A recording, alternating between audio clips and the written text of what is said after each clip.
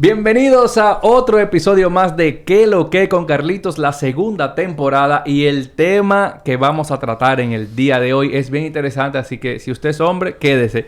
Y si usted es mujer, véalo con su esposo, con su novio, con su hermano, con un hombre que usted tenga al lado. El episodio de hoy se llama Lo que callamos muchos hombres. Por no decir todo. Pero para mí son todos, pero no es bueno generalizar. Y debo decir que hasta hace poco yo era un hombre como muchos, como tú que me estás escuchando, que le costaba posiblemente externar lo que sentía, lo herido que yo estuviera, los problemas que me agobian o lo triste que yo pudiera estar. Y eso era porque posiblemente en Latinoamérica, o no sé si solamente fue a mí, nos crían a los hombres con que no podemos externar nuestras emociones porque si lloramos somos débiles. Los hombres no lloran. Cuando nos caíamos, que nos raspábamos la rodilla o algo, lo primero que te decían era eso. Los hombres no lloran. Y no era que nuestras madres o nuestros tutores lo hacían de manera con esa intención de que usted tiene que reprimir sus sentimientos, sino con darte herramientas para que tú seas fuerte, porque supuestamente el hombre que lloraba era débil. Así fue por lo menos que yo pude verlo. Entonces yo lo hacía así por varias razones. Y una de ellas, yo me crié con mi mamá, yo no externaba lo mal que yo estaba. Cuando ella me preguntaba si me pasaba algo, yo no le decía. Primero era para no parecer débil y segundo porque yo decía, pero si soy yo que tengo que resolverlo, porque esa es otra. El hombre que tiene que resolver. El hombre es que provee.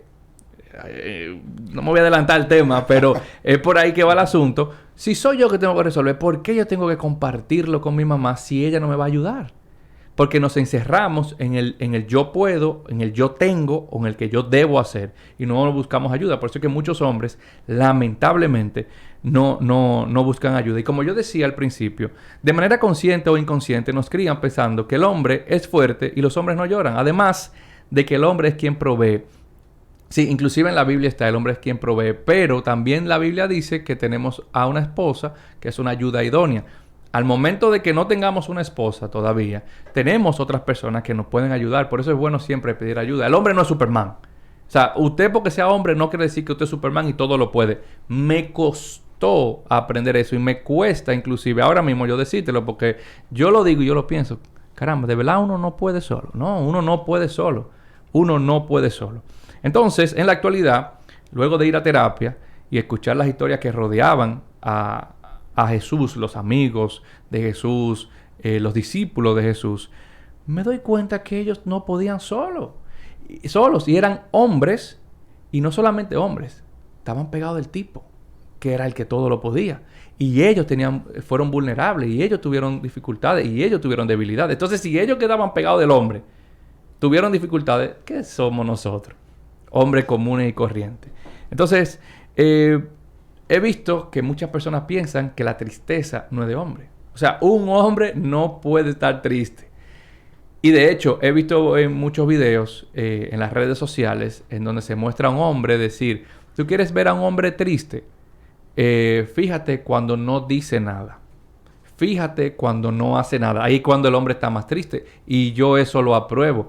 En mis días más tristes era cuando yo me recogía. No decía nada.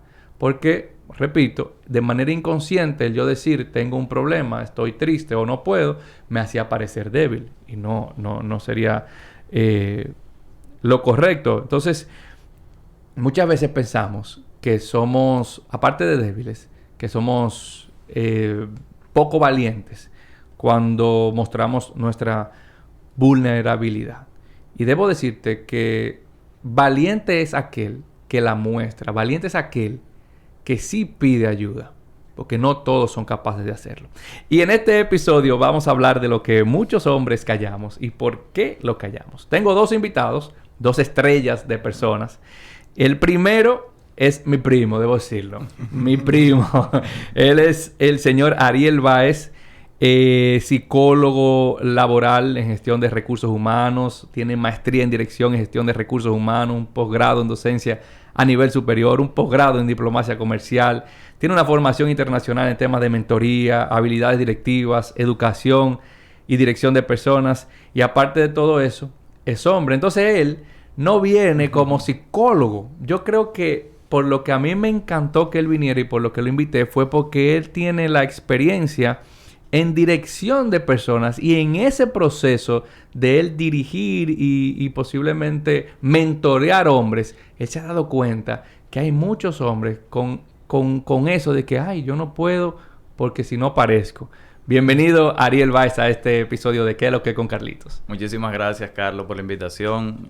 Un gusto estar aquí y es una experiencia que tenemos que compartir con mucha gente que necesita información y experiencia de otras personas que han vivido o que pasan por situaciones parecidas. Bueno, un placer.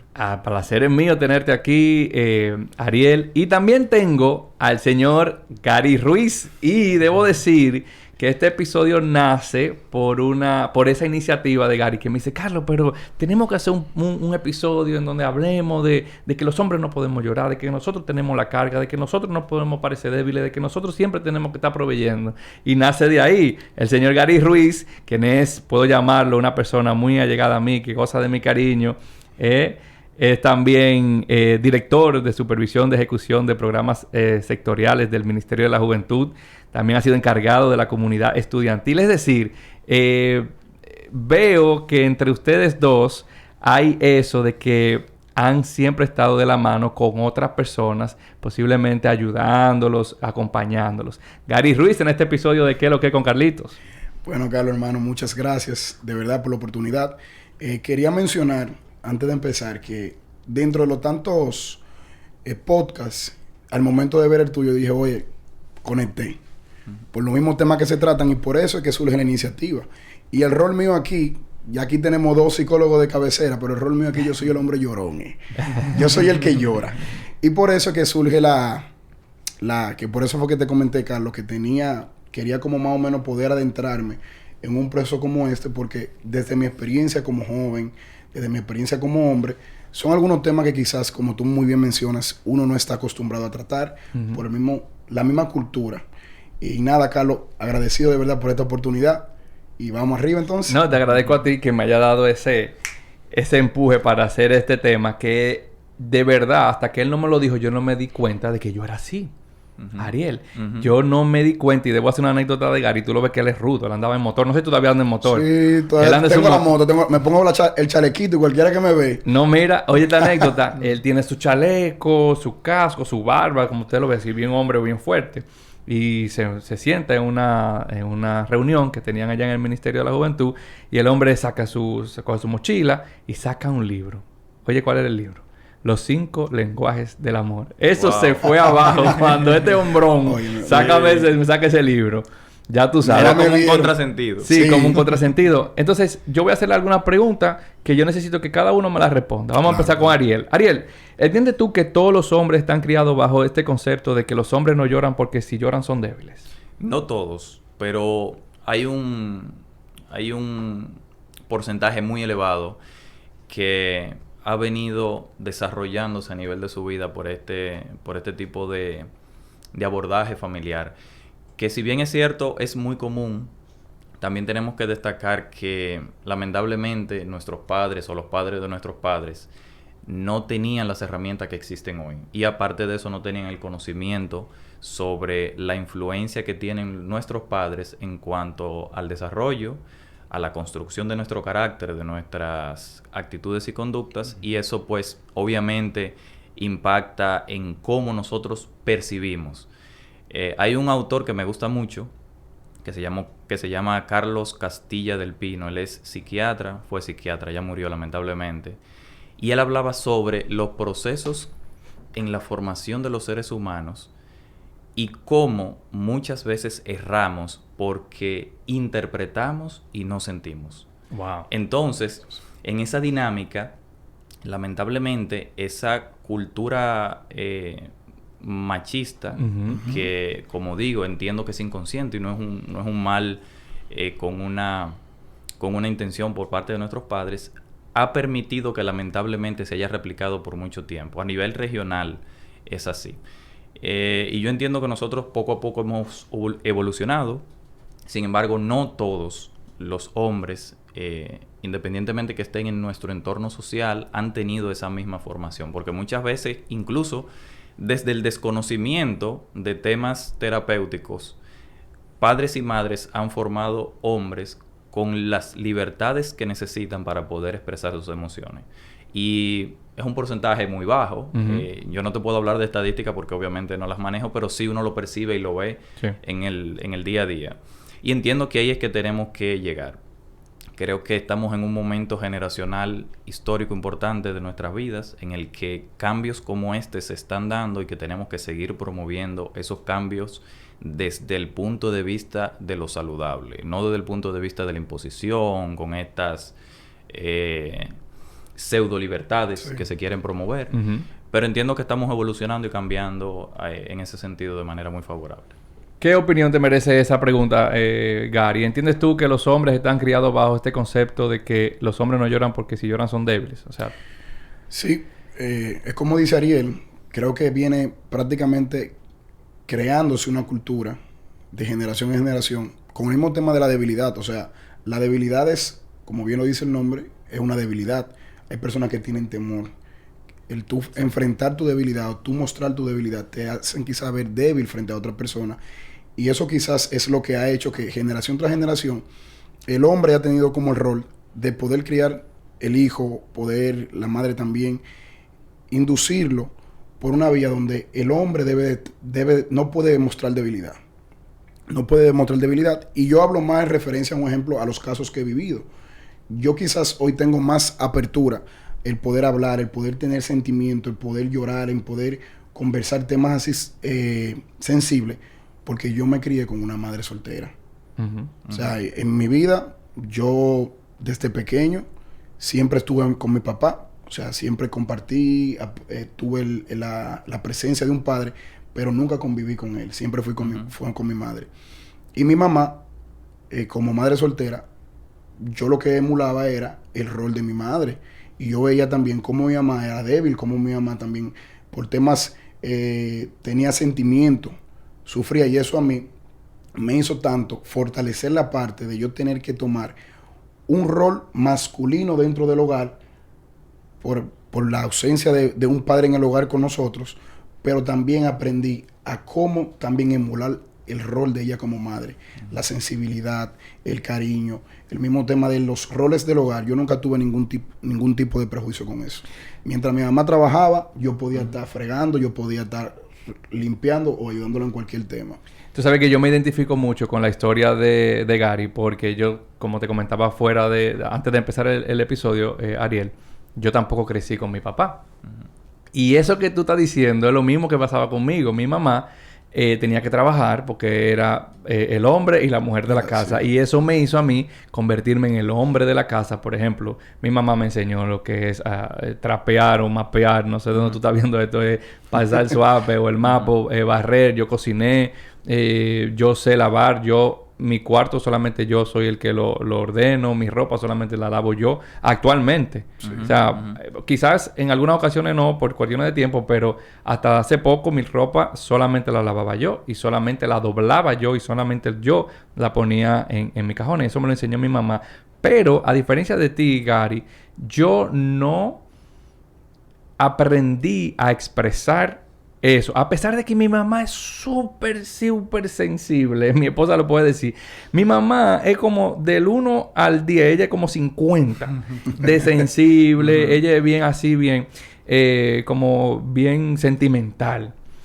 Mi esposa, cuando me conoció, me dice que ella veía como esa buena persona, por decirlo de una manera, que yo tenía dentro. Pero mi tristeza, como la mayoría de los hombres, la reflejaba con la ira.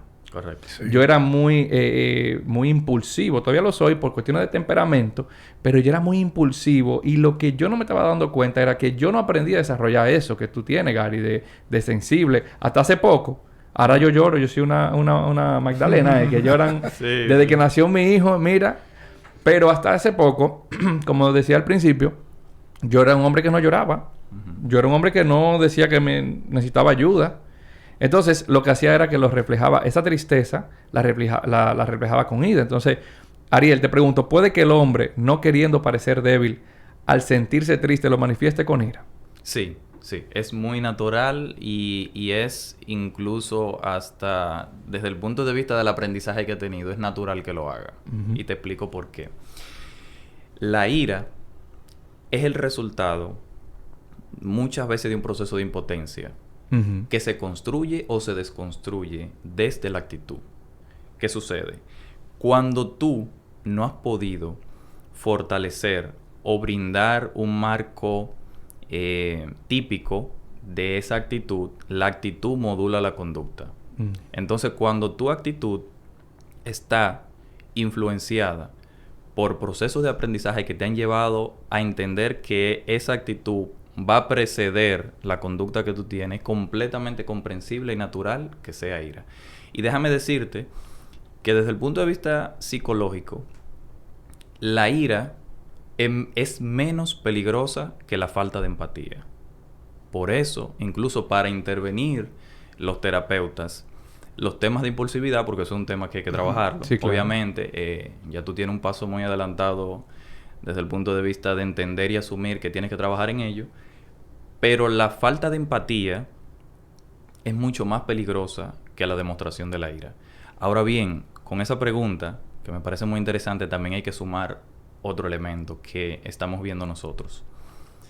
Que la ira y la violencia son dos cosas diferentes. Son dos cosas diferentes. Entonces Sí. nosotros, por lo mismo que tú comentaste o preguntaste en la pregunta número 1, lamentablemente estamos viendo muchos hombres que han desconstruido la forma en la que perciben, actúan y por demás transgreden siendo violento. Entonces, la ira desde el punto de vista psicológico es comprensible, pero la violencia no.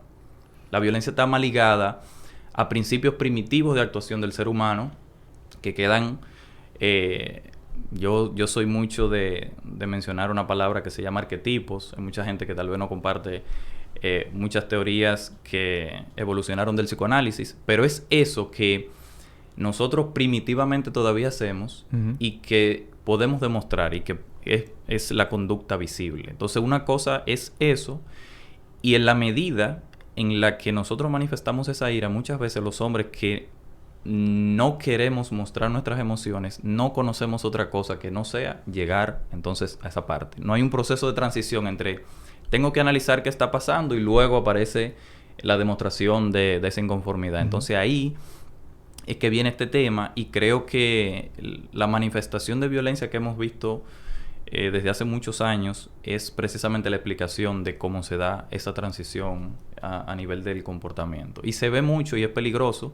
Carolina también me puede dar la razón en ese sentido, que cada vez hay más espacios donde eso se manifiesta. Y en el trabajo, ahora mismo, lamentablemente, es una de esas situaciones que se da. Lo estamos viendo en las escuelas, etcétera. Entonces, hay cosas que estamos viendo ahora, precisamente de muchos aspectos, porque esto es multifactorial, pero precisamente el tema de la crianza, que es tan importante, ya estamos viendo esos episodios de manifestación en espacios donde antes no se veía. Antes tú ves dos gente en una institución, en una empresa, que se entró a trompar fulano con otro. Eso no se veía. No. O que un niño en una escuela de séptimo, que agredió a otro con un arma blanca. Eso no se veía. No. Pero precisamente nosotros estamos en ese punto de la materialización y la demostración de esa involución que hemos tenido, lamentablemente, a nivel conductual, producto precisamente de no haber trabajado de manera saludable esos procesos que van en nuestro aprendizaje emocional. Por eso es que yo soy pro terapia. Correcto. O sea, la terapia, mucha gente me dice, Carlos, pero que yo no estoy mal para ir a terapia. No. Yo creo que si tú me estás diciendo eso, es que cuando más tú debes ir a terapia. Tiene que ir urgente. Pero es ahora Así mismo. es. Si tú me dijiste eso, ve a terapia ahora mismo. Gary, en tu caso, que tú dices que tú aprendiste como a externar esas emociones, tú no fuiste, porque esa robustez que tú muestras, así física, como que... Ajá, Macho alfa. ese hombrón. Opa. Ajá. Tú nunca fuiste así como esa tristeza que posiblemente tuviste o esa impotencia que tú tuviste. ¿Tú nunca la demostraste con ira o tú siempre fuiste una persona tranquila, que no le gustaban los problemas? No, mira, yo en lo particular yo siempre he sido abanderado de la tranquilidad, de la paz. Soy una persona que he tenido algunos inconvenientes cuando yo era joven, pero nunca fui por la parte de la violencia. Ahora sí, ¿qué pasa? Como yo te explicaba ahorita, yo me crío con mi madre solo y soy hijo único. Entonces, hay temas que yo mismo no tenía la forma de cómo yo poder expresarlo. Y hubo en su momento, cuando yo estaba en mi proceso de crianza, que yo estaba pequeño, bueno, pues yo podía estar mal y yo agarraba y estaba quillado, Carlos, y yo podía agarrar y traer una cosa. Esa impotencia. Esa impotencia, esa ira. Pero automáticamente ahí, mi mamá empezó de una vez. Híncate allí en la esquina por 30 minutos. Entonces, yo más o menos fui como modulando ese tipo de comportamientos, pero aún así, como dice Ariel, son comportamientos que uno reprime. Cuando uno no tiene esa apertura de tú poder conversar, que era lo que yo antes me preguntaba, yo decía, óyeme, cuando yo era muchacho, yo siempre veía que las muchachas andaban entre ellas y se apoyaban una con otra. Sí. Óyeme, tú veías de que una muchacha iba al baño, iban toditas. Y duraban 20 minutos ahí, chimeando y tratando de los temas sentimentales, temas de escuela. El hombre no era así. El hombre no tenía esa apertura. Entonces, por eso es que viene el comportamiento. Los problemas de la casa, más los problemas de la escuela, más los problemas, ponte una persona adulta ya del trabajo. Uno no tiene a veces ese espacio para uno poder... Entonces, hay otro tema. A veces uno está con la pareja o con alguien de confianza y quizás no ayuda en el mismo desarrollo del comportamiento. Porque, como le digo yo, por la misma tradición cultural. ¿Cómo le digo yo a un pana mío, brother? No, mira que me está pasando tal cosa con esta muchacha. ¿Y este hombre? ¿Qué es lo que te pasa a ti? No, brother, que me siento down hoy. ¿Cómo que down, mi hermano? O sea, son elementos como que no te ayudan. Y a veces tú estás, un ejemplo, con tu pareja y tú quieres expresar.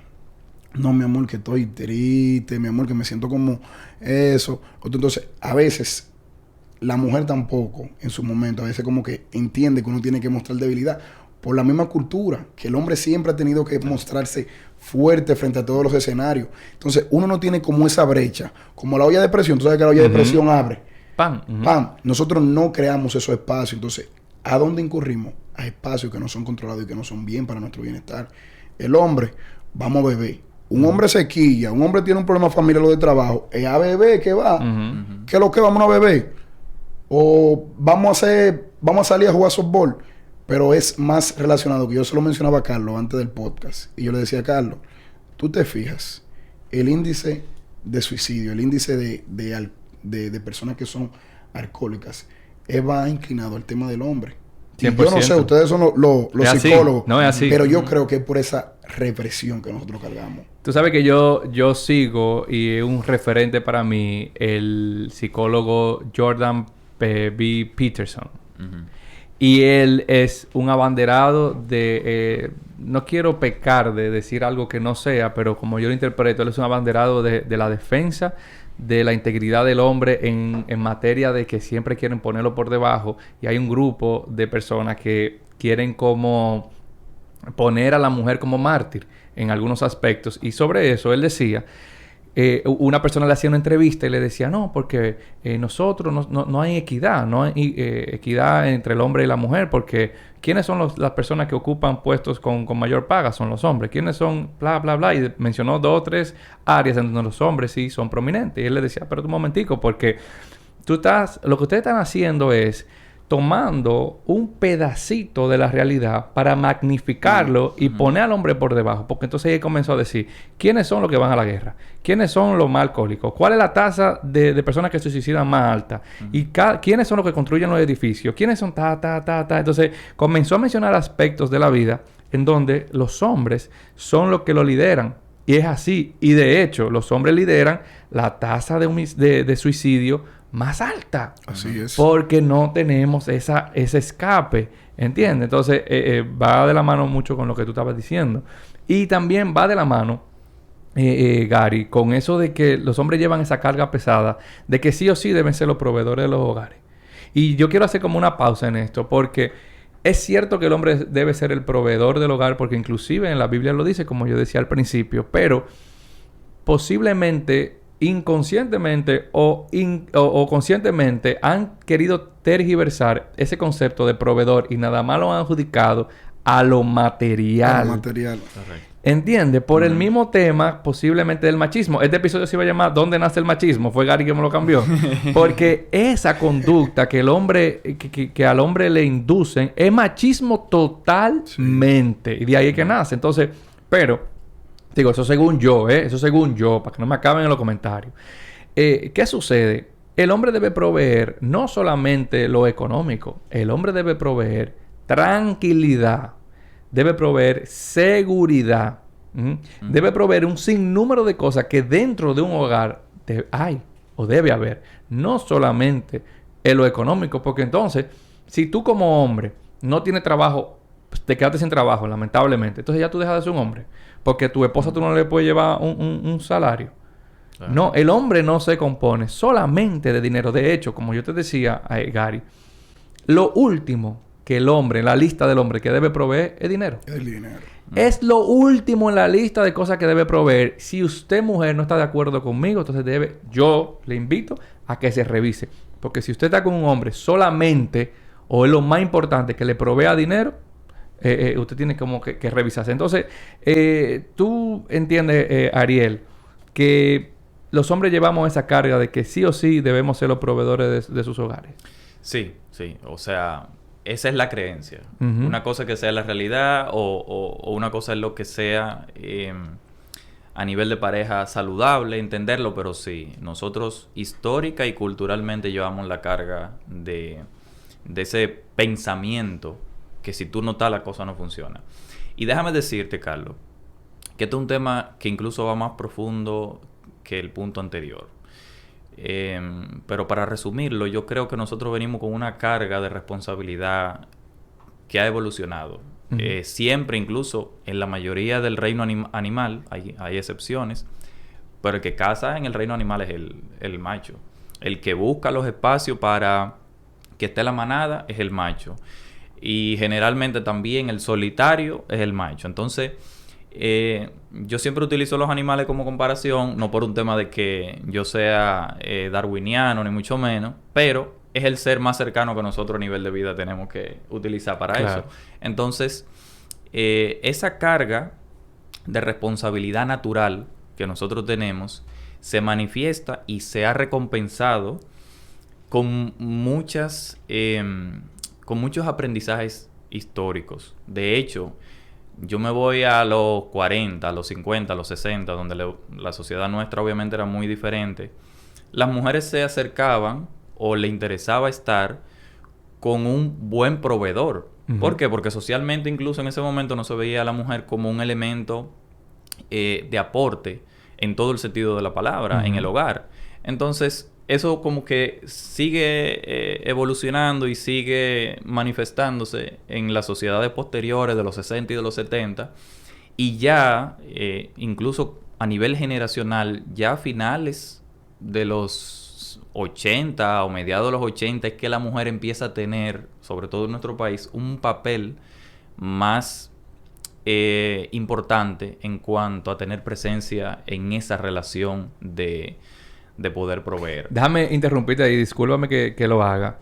¿Tú entiendes entonces que para mí es así, el machismo empieza por la mujer, pero tú entiendes que la mujer como que dijo en un momento, no, pero espérate, yo no tengo que esperar que mi esposo mastique para yo tragar, déjame yo entonces activarme. Entonces tú entiendes que eso pasó como a mediados de los 80. Sí, yo entiendo que sí. Y de hecho, si tú ves en este momento las posiciones donde las mujeres tienen mayor influencia, que yo entiendo que las mujeres deberían tener más presencia en cuanto a toma de decisiones en más organizaciones, porque yo creo que las mujeres están preparadas, esa es mi percepción, para ser menos corruptas que los hombres. Porque las mujeres son, a nivel cognitivo y a nivel de su formación cerebral y su composición como madre, son más tendentes a no hacer este tipo de cosas como lo hace el hombre. Entonces, para mí, yo creo que ha venido ahí. La mujer necesita tener un rol más protagónico y también poco a poco con ese rol se va a ir desmontando ese principio de que el hombre es el que provee, de que el hombre es el responsable, de que el hombre es el que tiene que ser insensible. No. Y poco a poco se está dando y en los espacios se seguirán dando. La universidad yo te puedo poner como ejemplo de las docentes que nosotros tenemos, que son excelentes todas, y docentes también, la proporción es de 8-2 de las mujeres. Wow. Entonces, así mismo se están dando en otros espacios y seguirá siendo así. Gary, ¿hasta dónde tú entiendes que debe llegar un hombre para proveer? Bueno, está buena la pregunta. Carlos, yo voy muy de la mano con lo que tú mencionabas anteriormente. Quizás hoy en día lo han puesto como más de la parte económica, pero yo creo que no solamente la pareja, el hogar el hogar es un juego de roles. Ujú. Entonces, uno lo que tiene que saber es, primero, no crearte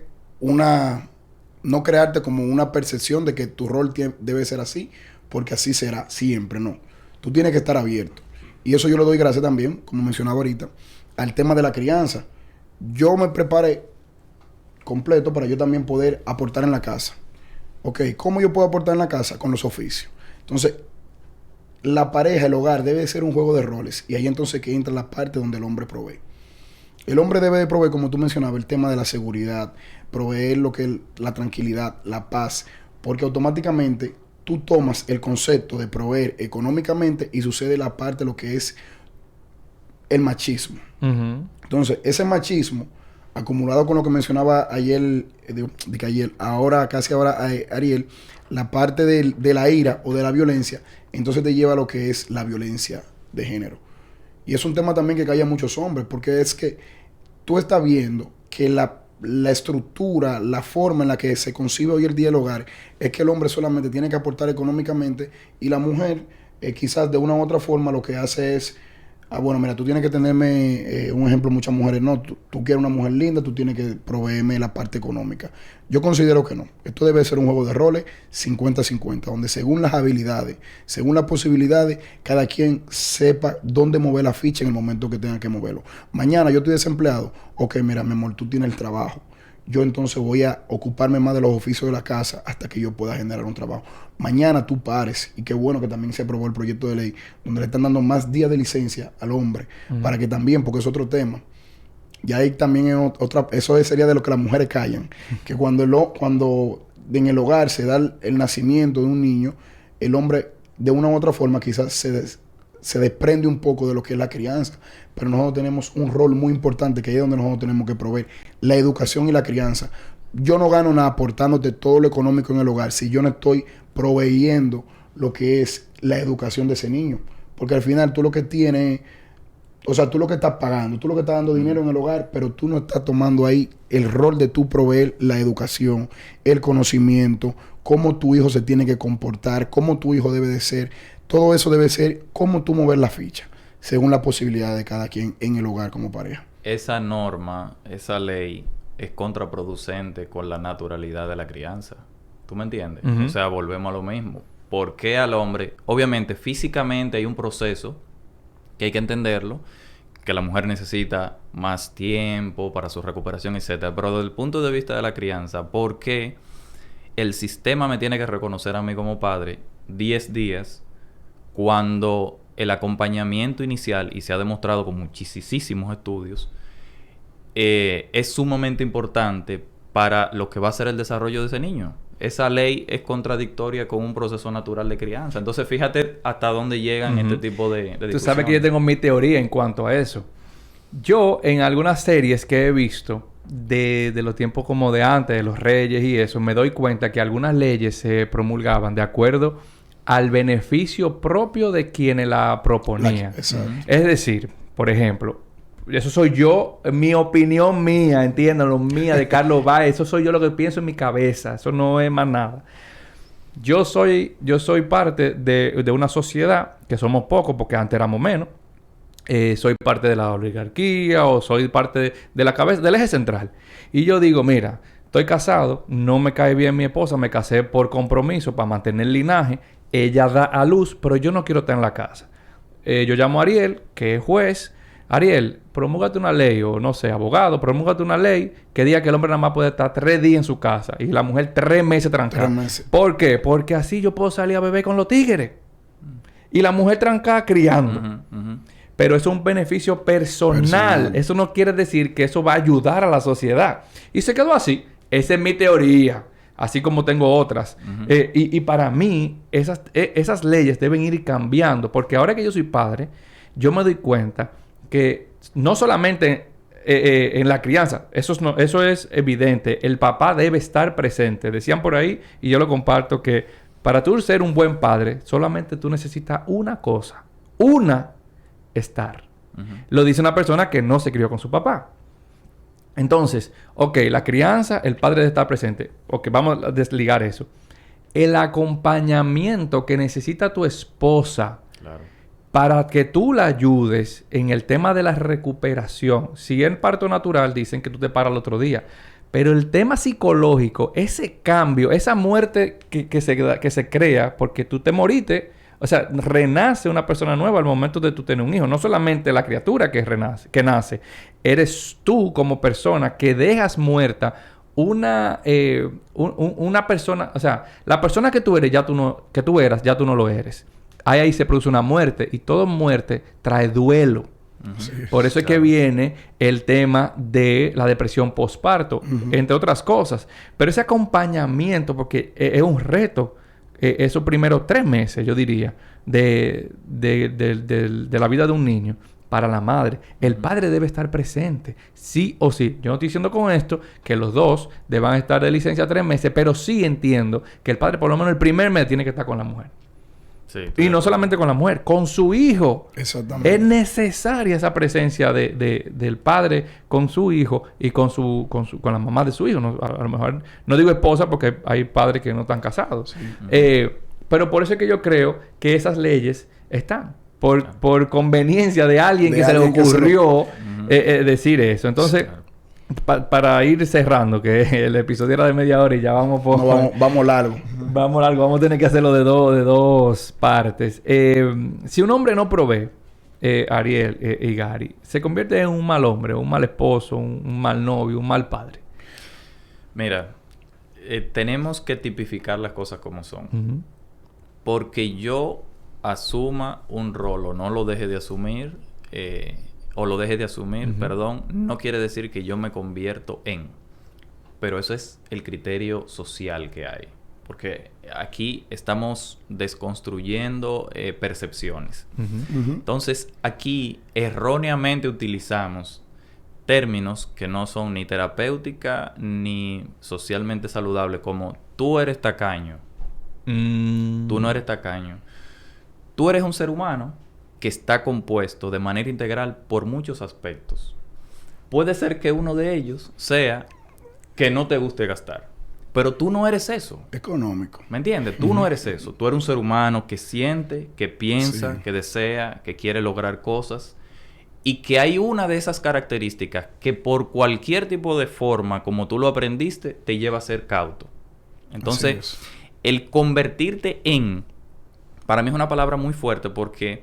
Ninguno de nosotros, como somos seres humanos, no podemos convertir en otra cosa que no sea los mismos seres humanos. Podemos cambiar aspectos de nuestra vida, pero no transformarnos, porque nosotros somos seres humanos. Entonces, socialmente, esa pregunta la veo sumamente adecuada porque sí, eso es lo que se entiende.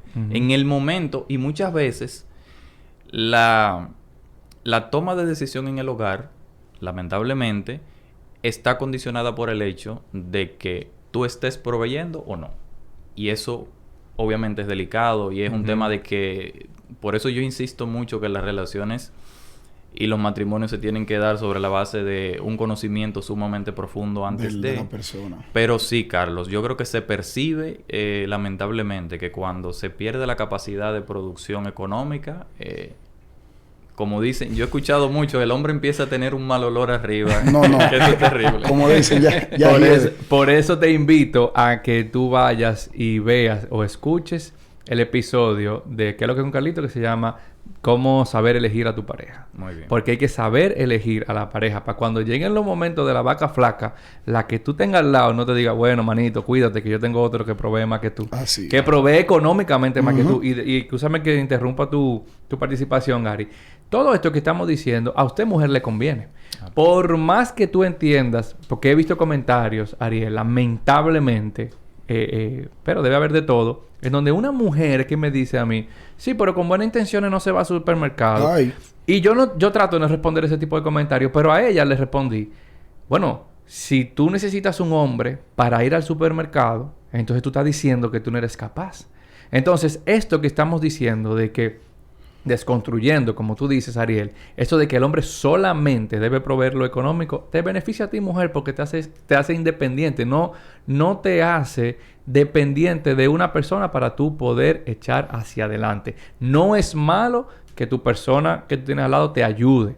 No es malo, yo no estoy diciendo eso. Ahora, lo que no es correcto o no debería suceder es que tú dependas de otra persona hasta para respirar. Claro. Bueno, le voy a mandar un mensaje ya a los hombres, a las mujeres que están aquí viendo este episodio. Mira, qué buena la pregunta, Carlos, que tú haces con el tema de cómo se percibe un hombre cuando no aporta económicamente o no provee todo del hogar económicamente. El tema de la relación, como mencionaba ahorita, esto es un juego de roles. Al final, el hogar lo que busca es seguridad y tranquilidad. Entonces, escuchen, tigre. Tú dale a tu mujer 100,000 pesos para que ella lo gaste y haga todo, tú no eres un buen hombre. Y como decía también Ariel, no tampoco vamos a encasillar de que mal hombre, buen hombre. Eso no es el tema de la relación. Primero, analízate. ¿Qué es lo que tú quieres? ¿Qué es lo que tú buscas con tu pareja? Para partiendo de eso, tú saber cómo es que tú vas a proveer con esa pareja. Y yo le hago mucho esta referencia y en base a un caso personal. Yo tengo quizás situaciones por mi edad, soy joven, tengo 26 años, y yo estoy compartiendo. Estamos en un ambiente laboral y se acabó el ambiente laboral y vamos ya a un tema recreativo. Hay veces que los compañeros míos no comparten. Cuidado con lo que tú vas a decir, que son míos también. No. O sea, me refiero en el tema que no tienen quizás la misma responsabilidad que yo tengo. Exacto. Porque yo vivo con mi pareja. Entonces ya hay un punto en el que yo tengo que decir, me voy. Porque yo tengo que proveer seguridad. Seguridad es que yo llegue a mi casa a una hora prudente.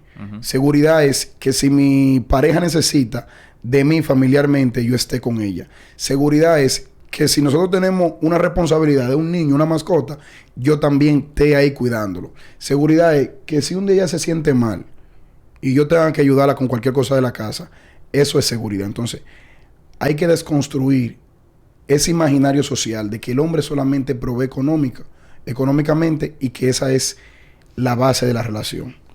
Siempre y cuando nosotros podamos tener la disponibilidad o la disposición como hombre de poder desprendernos, de sacrificarnos y poder asumir un rol, y también la parte de las mujeres, yo creo que nosotros estaríamos creando relaciones sanas. Ariel, ya para cerrar, quiero hacerte una pregunta que quiero que me la desmenuce esa respuesta. Mira, el hombre que llora pierde su hombría. Yo creo que al contrario.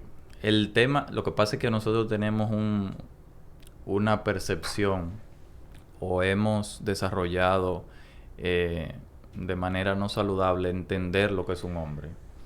El hombre es también sufrir. Lo que pasa es que en el tema de la evidencia o de demostrar sufrimiento, debilidad, etcétera, resulta un contrasentido porque eso es lo que me hace a mí ser hombre, porque mi debilidad es parte de ser hombre. Pero como estamos en una sociedad que acostumbra a lamentablemente señalar o estigmatizar este tipo de sentimientos que se manifiestan, pues entonces lamentablemente te ven así. Y de hecho, que muchas veces el tema de... Nosotros le pusimos nombre ahora, pero el bullying viene... Eso es una práctica que viene de hace muchos años. Sí. Y dentro de la misma escuela incluso, yo no recuerdo haber llorado en la escuela. Yo no lo recuerdo. Y mira que yo estudiaba en 2 tandas, el bachillerato completo. Eso quiere decir que yo estaba por lo menos 8 o 9 horas en la escuela. Y yo no recuerdo haberlo hecho nunca. Y yo sí recuerdo haber tenido situaciones que me hicieron sufrir dentro de la escuela. Entonces yo me pregunto, desde el punto de vista ya como psicólogo, yo me pregunto, yo hice un cierre efectivo de esas situaciones que en ese momento no me permitieron demostrar la respuesta que correspondía, que era sufrimiento. Wow. Entonces eso tú lo ves más adelante en la vida. Y cuando tú te quieres preguntar el porqué de muchas actitudes y de muchas conductas y de mucho aprendizaje que tú tienes, hay veces que tú te tienes que replantear y ver qué pasó. ¿Dónde yo estuve? ¿Qué me sucedió? Entonces yo en la escuela no podía manifestar eso. Pero así como yo, que me pongo de ejemplo, muchísimos de nosotros los hombres que hemos estado en situaciones donde hemos tenido que manifestar de manera saludable esa debilidad, no lo hemos hecho. Entonces, la teoría de la bola de nieve, cuando yo postergo algo, yo soy de los que digo que lo inevitable no se posterga. Si hay algo que tiene que suceder, con que tú le des 5 o 6 días más, olvídate que va a suceder como quiera. Entonces, vamos a hacerlo ahora. ¿Me entiendes? Entonces, esa percepción de debilidad, yo he tenido la experiencia de ver, estudiar y leer muchos casos, que esa acumulación de esa carga emocional pasa de ser una situación, una problemática, a una enfermedad mental. Entonces, cuando tú sumas y restas, en psicología no hay nada que 2 y 2 sean 4, ni en medicina tampoco. Pero cuando tú buscas aspectos que están relacionados, por ejemplo, con la depresión, en la República Dominicana, también tengo que buscar los datos porque no lo manejo, pero yo te puedo asegurar, la depresión es multifactorial. Puede ser por temas físicos, puede ser por temas ambientales, por un catalizador en un momento de tu vida.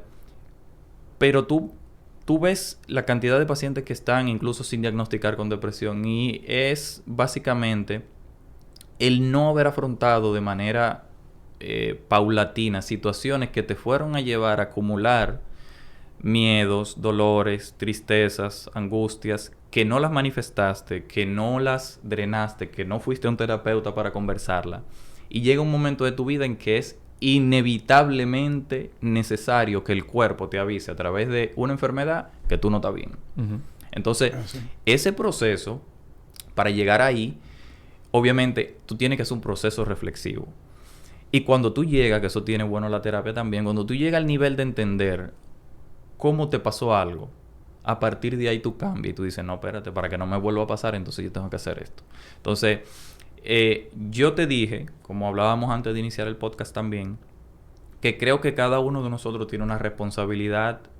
No vamos a cambiar el mundo, pero si yo cambio el que está al lado de mí, yo con eso logro un avance. Claro. Entonces, en la medida de que podamos ser saludablemente influyentes en nuestro entorno, con información, porque también eso es lamentable, mucha gente con estos micrófonos desinformando y hablando muchísimas cosas que son fuera de aspecto científico y haciendo mucho daño, pero con datos, con experiencias, crear comunidades que trabajen de manera efectiva el desarrollo de circunstancias y creando espacios donde se puedan dar esas comunidades que garanticen la mejora de nuestra salud y crear esa seguridad de demostrar nuestra debilidad en el ambiente que sea. Así que hay que volver a ver el episodio de cómo elegir a tu pareja, porque eso también influye. Claro. Tú tener una pareja en la que tú le digas un día, mira, yo amanecí llorando porque tuve una situación en el trabajo anoche, y que tú tengas la capacidad de decirle, y hoy yo no voy para ningún lado porque me siento de tal forma.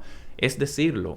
Y no solamente tú tener la capacidad y la confianza de decirle eso a tu pareja, sino que tu pareja sepa cómo reaccionar ante eso. Porque hay muchas mujeres que te ven como una persona débil. Y entonces tú te reprimes y dices, no, pero ¿y cómo yo voy a parecer débil frente a mi pareja? Claro. Señores, ya para cerrar, agradecerle a Gary, agradecerle al primo Ariel su participación en este podcast, que yo sé que así como tú dices, Ariel, estamos siendo entes de llevar salud mental a una población que tanto la necesita, a un mundo que tanto la necesita. Este es nuestro aporte. Y para cerrar, debo decir algo, y lo voy a leer de un... ¿Cómo se llama? De un escrito que vi. Dice, a ti hombre que tú entiendes que no debes parecer débil o que la tristeza es debilidad. Dice, los hombres tienden a violentarse para no enfrentar emociones incómodas. Eso lo dijo el psicólogo Frederick Rabinowitz de la Universidad de Redlands. Eso es en California. Él dice que atiende sobre todo a pacientes varones. Si se sienten mal, oigan lo que hacen. Identifica y ve a ver. Buscan pleitos en el empleo o en casa. Se retraen de la familia y de los amigos. Se obsesionan con el trabajo o los pasatiempos. O lo peor, recurren al alcohol, las drogas o mujeres fuera de casa. Te dejo con eso. Si tú tienes algo de eso, yo te recomiendo desde lo más profundo de mí, ve a terapia, que estás deprimido. Gracias por participar, Ariel. Gracias por estar aquí, Gary. Esto fue ¿Qué es lo que con Carlitos? El podcast.